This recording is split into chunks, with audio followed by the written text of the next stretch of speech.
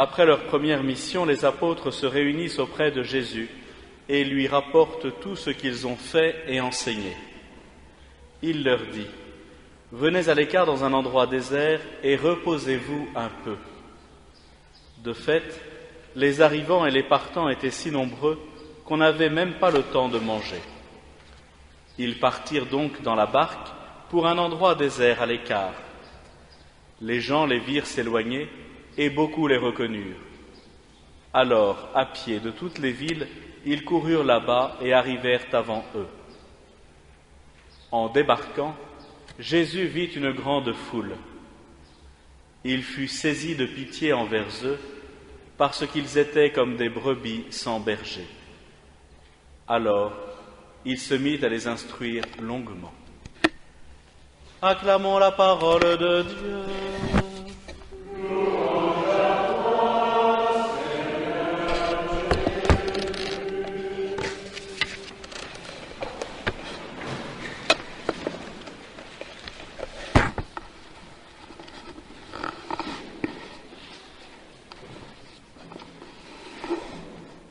Mes bien chers frères, voici donc que les apôtres reviennent de leur première tournée missionnaire.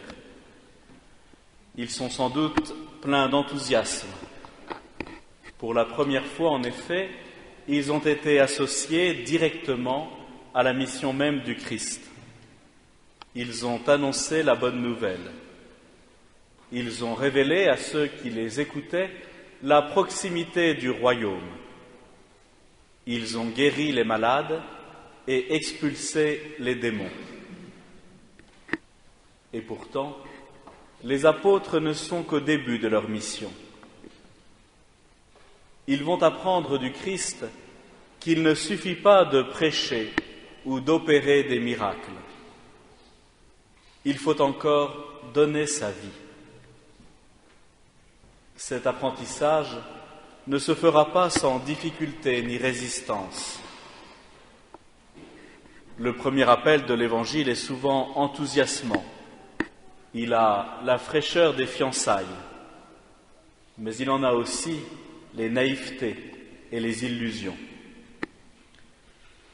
Et déjà, Jésus indique à ses disciples quel chemin ils devront emprunter pour le suivre. Il le fait d'une manière encore voilée. Alors que ses disciples goûtent un repos bien mérité, Jésus, nous dit l'évangéliste saint Marc, est saisi de pitié à la vue des foules parce qu'elles étaient comme des brebis sans berger. Ces quelques mots décrivent par contraste la mission même du Sauveur.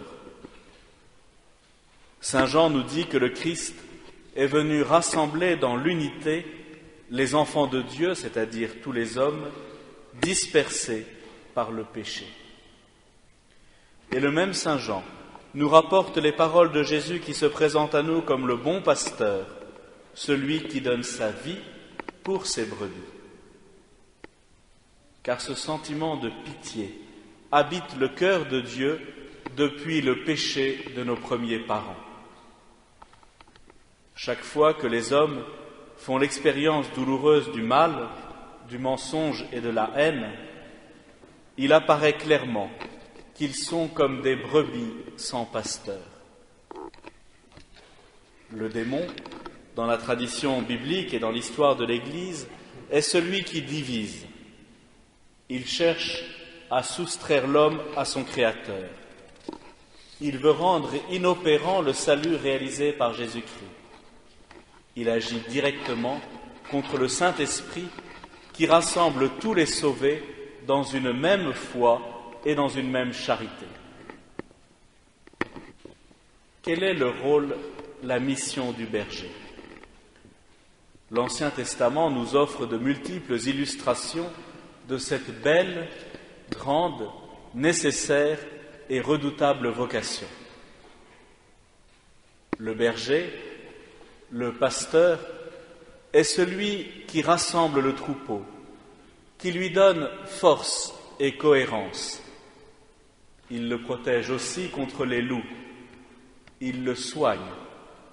Il a le souci des plus faibles, quitte à faire ralentir la marche générale afin que nul ne se perde ou ne s'épuise. Il le guide enfin vers les bons pâturages. Ceux qui reçoivent de Dieu la mission de guider ainsi le peuple sont comparés à des bergers. Malheureusement, dans l'histoire d'Israël, les mauvais bergers ont abondé, et c'est contre eux que Dieu s'emporte par la bouche du prophète Jérémie. Que leur est-il reproché?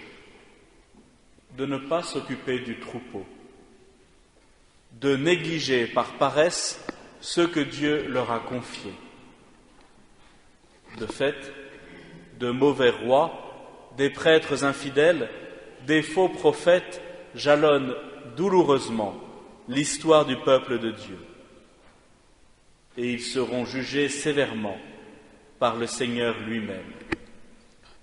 Mais Dieu n'en reste pas là. Il fait une promesse. C'est lui qui désormais va prendre la tête de son peuple en plaçant un germe juste, un vrai roi qui agira avec intelligence, exerçant le droit et la justice et donnant du même coup une pleine sécurité à Israël. Ce roi annoncé et promis, c'est le Christ. Il est de la descendance de David selon la chair. Il est le Fils éternel de Dieu. Il est en plénitude la justice, la justification, la sainteté de son peuple. Il est cet homme nouveau dont nous parle saint Paul, qui fait de nous par son sacrifice, par son sang versé, une créature nouvelle. Sa mort nous donne accès auprès du Père, puisqu'il a supprimé le mur de la haine, le mur de nos péchés, qui nous barrait le chemin vers Dieu. Désormais, remplis de son esprit, nous pouvons annoncer les merveilles du salut. Le Christ est donc le bon berger. Aujourd'hui, dans l'Évangile, nous le voyons enseigner longuement. Cet enseignement, cette prédication, se poursuit tout au long de son ministère public. Tout ce qu'il dit, tout ce qu'il fait, révèle la sagesse divine. Voilà pourquoi, bien souvent, les foules qui pour l'instant le suivent avec enthousiasme seront déroutées, voire scandalisées. Les apôtres eux-mêmes ne comprendront pas toujours. La prédication de Jésus atteint son sommet sur la croix, la chair, d'où le Maître enseigne, nous dit saint Augustin. Le bon berger est donc celui qui ultimement donne sa vie pour son troupeau.